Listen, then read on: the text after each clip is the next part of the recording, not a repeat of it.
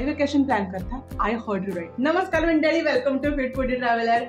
मंडळी, festive season तर सुरू झालेलाच आहे. नवरात्री आहे, दिवाळी आहे, सणावाराची एक्साइटमेंट असते, शॉपिंगची एक्साइटमेंट असतेच, पण सगळ्यात जास्त एक्साइटमेंट असते ते म्हणजे त्या सुट्ट्यांची आहे. त्या सुट्ट्यांमध्ये किड्स बरोबर कुठे कुठे ट्रिप प्लॅन करायची किंवा आपल्याला सुद्धा ॲज अ फॅमिली म्हणून कुठे बाहेर जायचं, या सगळ्याची आपल्याला एक्साइटमेंट असते. त्याच्यामुळेच हा व्हिडिओ मी खास तुमच्यासाठी घेऊन आलेली आहे की 2025 सालच्या दिवाळी वेकेशन मध्ये तुम्ही कुठे कुठे मस्तपैकी फिरायला जाऊ शकता. Not only in Diwali vacation पण इन जनरल कुठे फिरायला जाऊ शकता. या let's start the video without wasting more. मंडळी, दिवाळीची सुट्टी असते साधारण मी असं पकडून चालते की 10 ते 12 दिवस. त्यातले काही दिवस आपले दिवाळीची प्रिपरेशन आणि या सगळ्यामध्ये जातात. त्याच्यामुळे राहिलेल्या दिवसात आपल्याला खूप चांगल्या पद्धतीने जर वेकेशन प्लॅन करायची असेल तर कनेक्टिव्हिटी चांगली पाहिजे, वेदर चांगलं पाहिजे आणि त्याचबरोबर आपल्याला थोडंसं रिलॅक्स पण हवं असतं. कारण की मला असं वाटतं की आपण दमलेलो असतो खूप सारी, त्याच्यामुळे अशा जागा पाहिजेत. So that's what my point of view is. आणि मला असं वाटतं की तुम्हाला पण असंच वाटत असेल.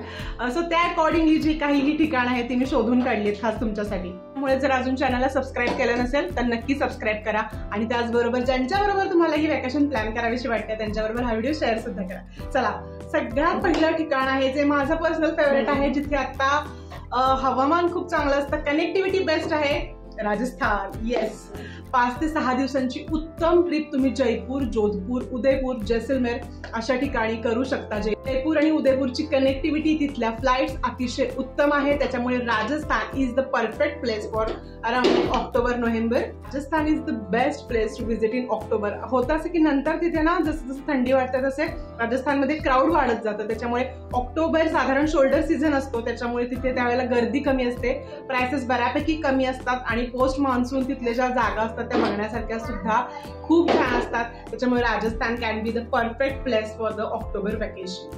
सेकंड जे ठिकाण आहे ते म्हणजे first was the Rajasthan. Royal Rajasthan trip तुम्ही छान प्लॅन करू शकता. त्याच्यामध्ये म्हणजे जसं की म्हटलं Jaipur, Jodhpur, Udaipur, Jaisalmer, lot of options are there. त्याच्यामुळे पहिला ऑप्शन आहे रॉयल राजस्थान. सेकंड ऑप्शन आहे मला असं वाटतं की ऑक्टोबर-नोव्हेंबरच्या दरम्यान खूप छान विजिट करायला, that is Karnataka heritage trail. Yes, मागच्याच व्हिडिओमध्ये आपण त्याच्याबद्दल बोललेले आहोत. हम्पी, बदामी, विजापूर, आयहोळे, पटदकल ही जी सगळी ठिकाणं आहेत ही कर्नाटका हेरिटेज ट्रेलमध्ये येतात आणि मला असं वाटतं की ती या सीझनमध्ये पण बघायला खूप छान आहेत. सो तिथले एकदा वेदर चेक करून मी तिथली ट्रिप पण छान 5 ते 6 दिवसांची प्लॅन करू शकता. डिटेल आयटिनरी, कुठे राहायचं, मस्ट विजिट प्लेसेस, हा व्हिडिओ मी केलेला आहे. त्याची लिंक तुम्हाला डिस्क्रिप्शन बॉक्स आणि वरती आय बटन मध्ये मिळेल. त्यामुळे सांगते सबस्क्राईब करा चॅनलला. सो मंडळी, त्याच्यानंतरचं जे माझं कर्नाटकामधलंच एक सर्किट आहे ते म्हणजे बेंगलोर, मैसूर, उटी आणि कुर्ग आणि त्याच्याबरोबर कोडायकॅनल, कुन्नूर वगैरे जर तुम्ही करणार असाल तर इथला सीझन पण आत्ता वेळेला शोल्डर सीझन असतो. खूप छान पोस्ट मान्सून, सगळीकडे मस्त ग्रीनरी झालेली असते. ह्याचा सुद्धा आयटिनरीचा व्हिडिओ करावा का मला कमेंट बॉक्समध्ये नक्की सांगा, मला करायला आवडेल ह्याची आयटिनरी.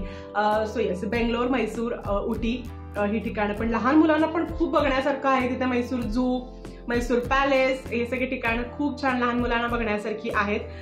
कुर्ग पण मस्त आहे नेचरच्या दृष्टीनं. पोस्ट मान्सून तिथे खूप मस्त मस्त सगळीकडे छान उल्लसित झालेला असतो पण नेचर. दुबारे एलिफंट कॅम्प जो आहे तो पण खूप छान बघण्यासारखा आहे. तिथे तुम्हाला हत्तीला छानपैकी आंघोळ वगैरे घालता येते, मजा मजा करता येते. सो मुलांना ते खूप आवडतं. कुर्गमध्ये मोनास्टरीज आहेत छान छान बघण्यासारख्या आणि त्याचबरोबर होमस्टे आहे, त्याच्यामुळे अफोर्डेबल पण पडतं.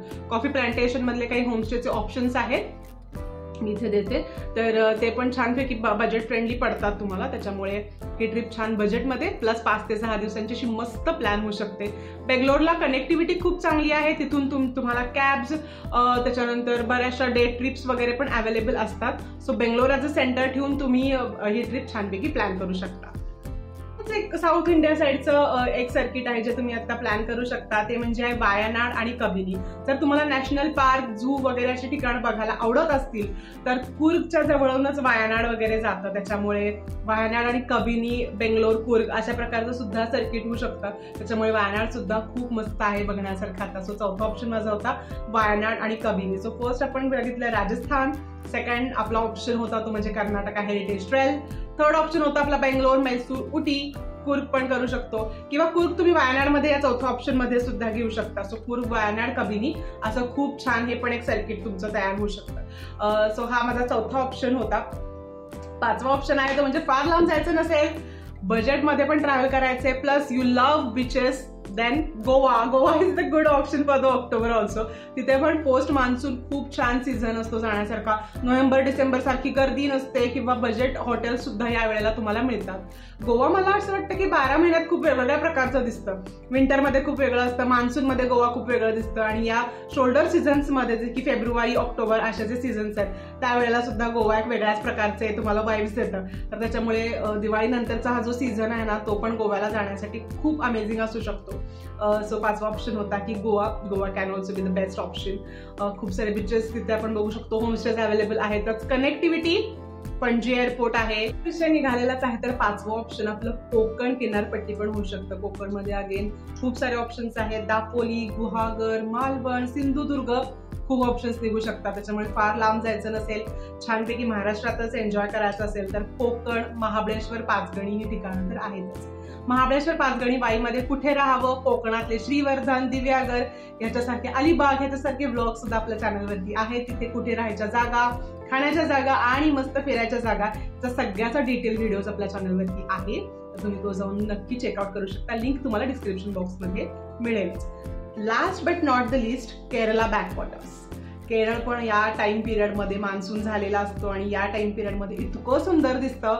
अर्थातच त्यावेळेला फारशी जी नोव्हेंबर डिसेंबरमध्ये नंतर जी खूप गर्दी होते तीही कमी असते आणि हवामान साधारण खूप छान असतं.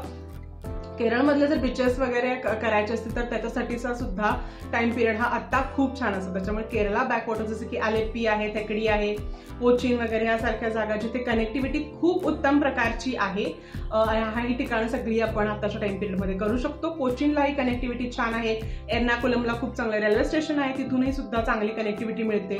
राहण्याच्या जागा खूप उत्तम आहेत. खाणं तुम्हाला साऊथ इंडियन खूप चांगल्या प्रकारे मिळेल.